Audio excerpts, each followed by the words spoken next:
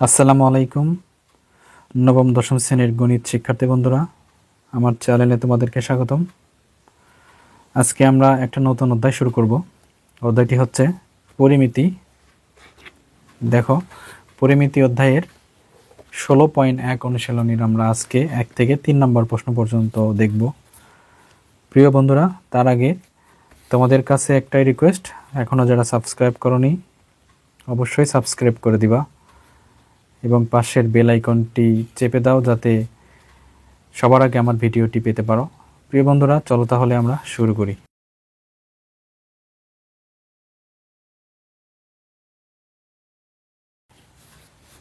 বন্ধুরা দেখো, 1 নাম্বার প্রশ্নটি, একটি সমকোণী ত্রিভুজের অতিভুজ 25 মিটার, এর অপর বাহুদ্বয়ের একটি বাহু অপরটির 3/4 অংশ হলে বাহু দুটির দৈর্ঘ্য নির্ণয় করো। প্রিয় বন্ধুরা, চলো আমরা চিত্র দিয়ে এই প্রশ্নটি শুরু করি।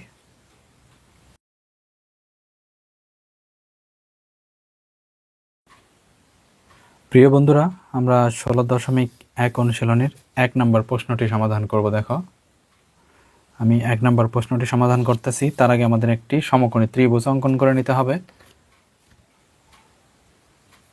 বন্ধুরা, আমি একটি সমকোণী ত্রিভুজ অঙ্কন করতেছি। দেখো, সমকোণী ত্রিভুজটি হচ্ছে, দেখো যে কোনো সমকোণী ত্রিভুজ অঙ্কন করলেই হবে। তোমার ইচ্ছা মতো তুমি সমকোণী ত্রিভুজটি অঙ্কন করে নেবা। বন্ধুরা, আমি দেখো আমার ইচ্ছা মতো একটা সমকোণী ত্রিভুজ অঙ্কন করে নিচ্ছি, সমস্যা নেই। এটা যে দৈর্ঘ্যপ্রস্থ সমান হতে হবে তার কোনো কথা নেই। সো এটা হচ্ছে একটি সমকোণী ত্রিভুজ। দেখো, সো আমাদের যে সমকোণী ত্রিভুজটি আছে সেই সমকোণী ত্রিভুজের আমরা নাম উল্লেখ করব। দেখো, এটা হচ্ছে এ বি সি। তাহলে আমাদের প্রশ্নে যে বলছে সমকোণী ত্রিভুজের অতিভুজ, তাহলে এটা হচ্ছে অতিভুজ। তাহলে অতিভুজ হচ্ছে 25 মিটার। এখন আমরা যে কোনো একটা বাহুকে ধরে নেব, যে কোনো একটা বাহুকে আমরা ধরে নিতে পারি। তোমার ইচ্ছা মতো তুমি যে কোনো একটা বাহু ধরবা, হয় নিচের বাহু না হয়তো উপর বাহু। তুমি যদি নিচের বাহু ধরো তাহলে উপরের বাহুটা হবে এর হচ্ছে 3 ডিভাইডেড, এই এক্সেরই হবে 3/4 অংশ। So 3x divided 4। প্রিয় বন্ধুরা, আমরা দেখো প্রথমে লিখব যে, মনে করি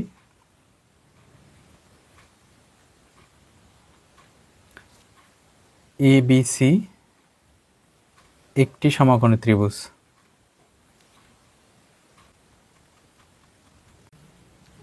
প্রিয় বন্ধুরা দেখো, আমি লিখে নিছি এবিসি একটি সমকোণী ত্রিভুজ। এখন আমাদের প্রশ্ন বলছে যে একটি বাহু অপরটির, তাহলে তুমি লেখো যে একটি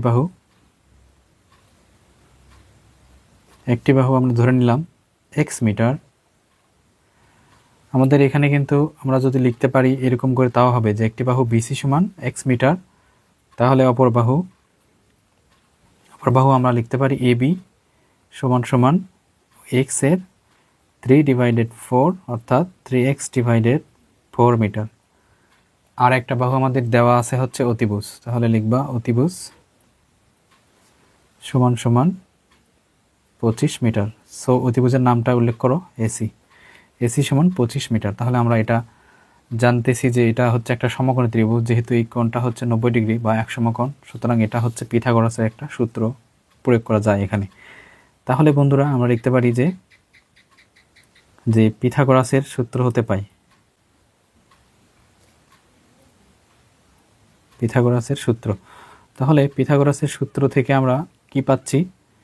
দেখো, আমরা কিন্তু লিখতে পারতেছি অতিভুজের উপর square. So A C square লেখা যায় লম্ব স্কোয়ার প্লাস ভূমি স্কোয়ার। তাহলে লম্ব হচ্ছে এবি, আমি আগে এবি দিয়ে লিখি, এবি স্কোয়ার, ভূমি হচ্ছে বিসি স্কোয়ার। এটা আমরা লিখলাম। এখন আমরা মান বসাবো। দেখো, এসির মান হচ্ছে 25, এবির মান হচ্ছে 3x ডিভাইডেড 4 প্লাস বিসির মান হচ্ছে x স্কোয়ার। এখন আমরা 25 গুণ দেব বন্ধুরা। দেখো, 25 গুণ দিলে 25 গুণ দিয়ে 625 সমান সমান এখানে উপরে 3x তারপরে স্কোয়ার অর্থাৎ 9x স্কোয়ার, আর নিচে হচ্ছে 4 4 16 প্লাস x স্কোয়ার। এখন 625, এখানে যদি আমি লসাগু নিই 16 আর 16 কেটে গেল, থাকে 9x স্কোয়ার প্লাস 16 আর x স্কোয়ার। এবার 625, 16 আর 9 যোগ করলে হয় 25x²। এখানে নিচে হচ্ছে 16। এইবার 16 আর 625 আমরা গুণ দেব, তাহলে 25x², 625 ইন্টু 16। সো 25x², 625কে আমরা 16 দ্বারা গুণ দেব। 625 গুণ 16 গুণ দিলে হয় দেখো 10,000। এখন আমরা x² দিয়ে রেখে দিয়ে 25 দ্বারা ভাগ দেব। 10,000কে 25 দ্বারা ভাগ দিয়ে দেব। 10,000কে 25 দ্বারা ভাগ দাও, দেখো ভাগ 25, ভাগ দিলে হয় 400। বন্ধুরা x² সমান সমান 400। তাহলে এই x² এ পাশে যে রুট হবে, তাহলে আমরা এরকম করে লিখতে পারি। আমি এখান থেকে উপরে আসতেছি, x² সমান সমান যেহেতু 400 হলো, তাহলে আমি এখানে লিখতে পারি x সমান সমান 400-র উপরে এই স্কোয়ারটা দিয়ে দাও, রুট হয়ে যাবে। তাহলে 400কে রুট করে দেখো, রুট ওভার 400, দেখো 20 হয় বন্ধুরা, 20। তাহলে 20, এই যে 20 এটা কি হলো? এটা কিন্তু আমরা একটি বাহু পাইলাম, এই যে BC সমান একটি বাহু। তাহলে একটি বাহু 20 মিটার। এবার অপর বাহু, তাহলে অপর বাহু আমাদের কাছে আছে হচ্ছে 3x / 4 মিটার।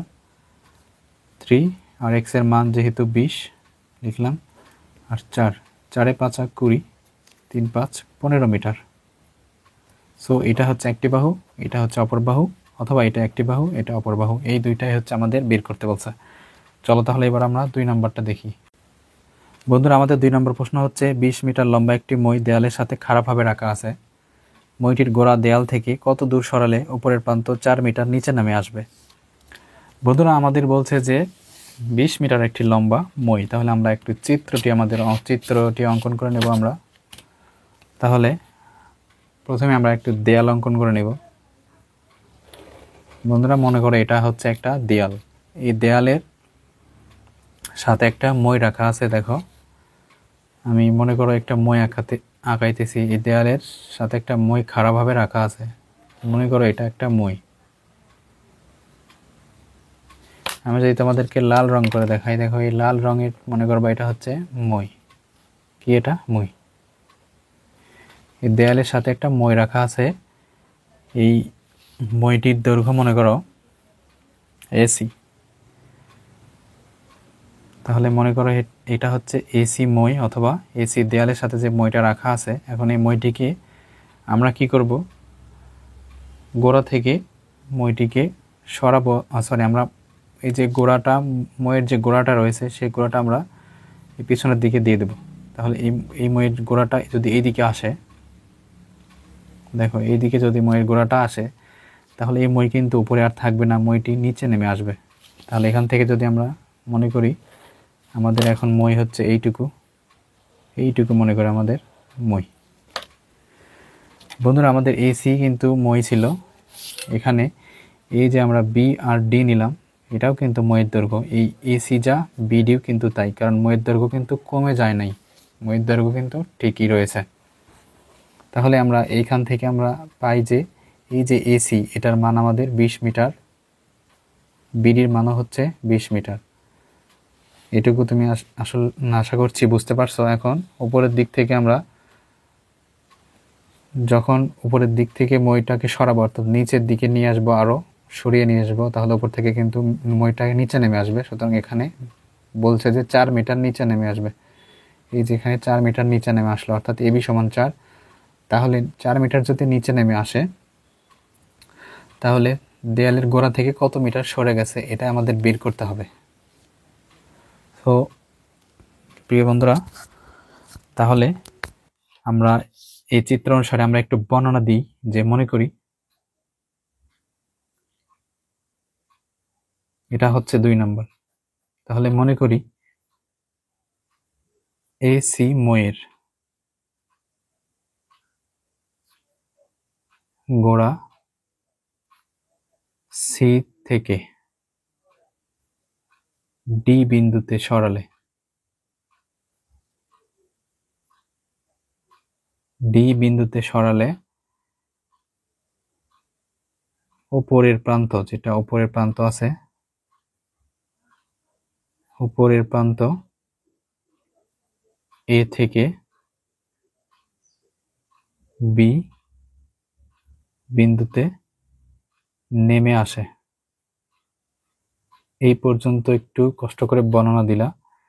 এইবার ময়ের দৈর্ঘ্য যেটা সেটা লেখো, যে ময়ের দৈর্ঘ্য আমরা একটু লিখে নিই। ময়ের দৈর্ঘ্য হচ্ছে এসি সমান সমান বিডি সমান সমান 20 মিটার। এটা হচ্ছে ময়ের দৈর্ঘ্য। আর আমরা পাইছি যে এবি সমান সমান 4 মিটার। তাহলে বন্ধুরা আমাদের বিসি সমান কত হবে? দেখো, বিসি সমান কিন্তু হবে এসি মাইনাস এবি। তাহলে এসির মান হচ্ছে 20 আর এবির মান 4, তাহলে কত হলো? 16 মিটার। এটা আমরা বের করলাম। তাহলে এতটুকুর মান কত হলো? 16 মিটার। তাহলে আমরা এটার মান বের করি। তাহলে দেখো, আমরা এটা যদি একটা ত্রিভুজ মনে করি, তাহলে এটা অতিভুজ, এটা লম্ব, তাহলে ভূমির মানটা নেই। তাহলে আমরা লিখবো যে বিডিসি সমকোণী ত্রিভুজ হতে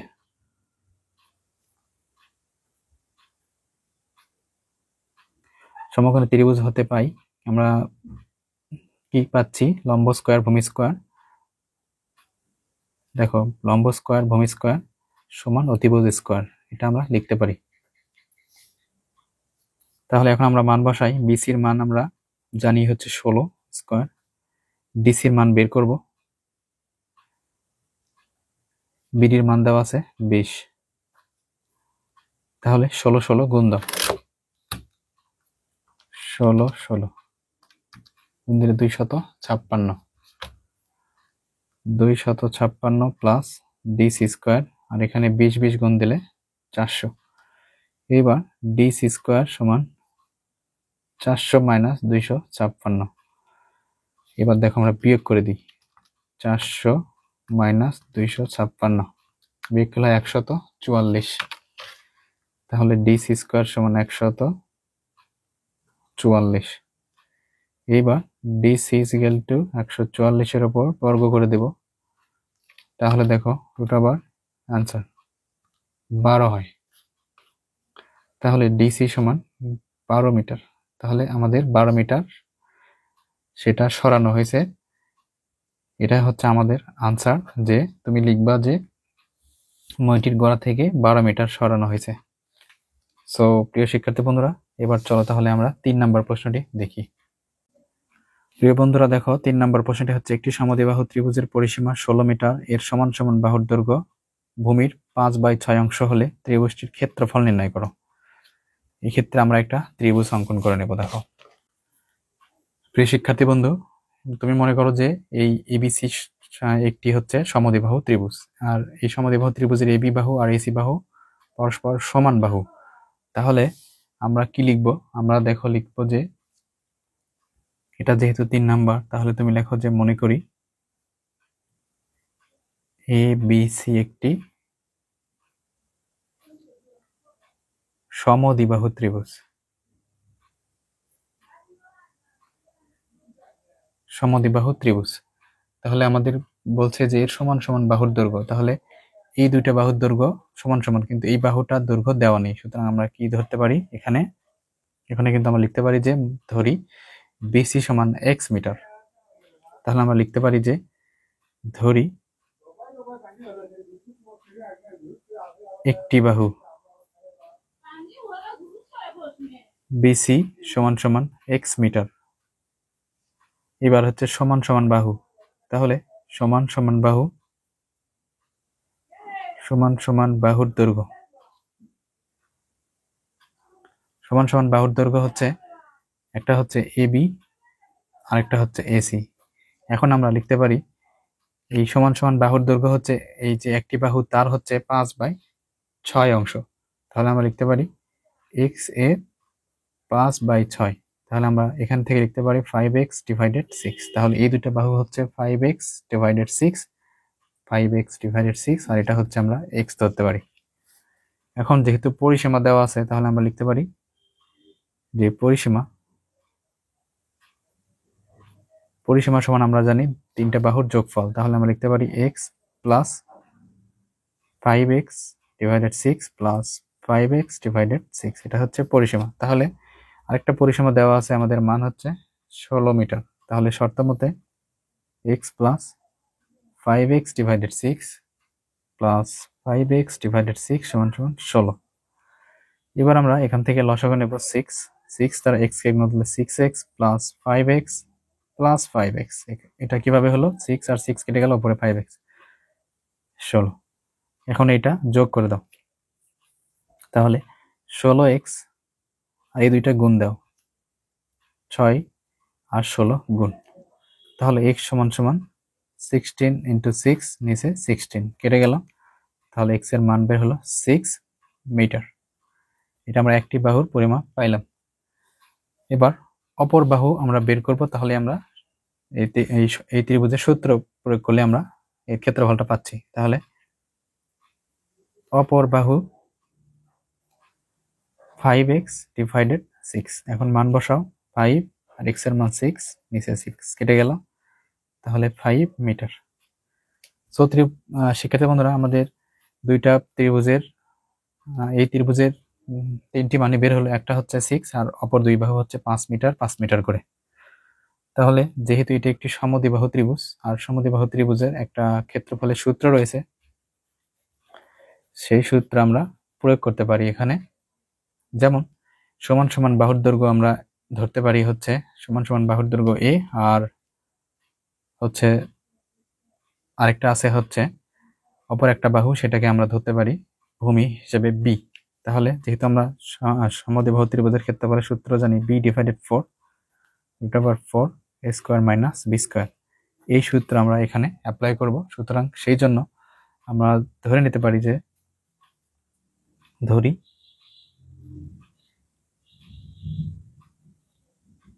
সমান সমান বাহু সমান 5 মিটার। সো এই যে 5 লিখলাম আমি, এর সমান সমান বাহুকে আমরা a দ্বারা প্রকাশ করব, আর ভূমি x যেটা আছে, সো ভূমি b যেটার মান 6 মিটার।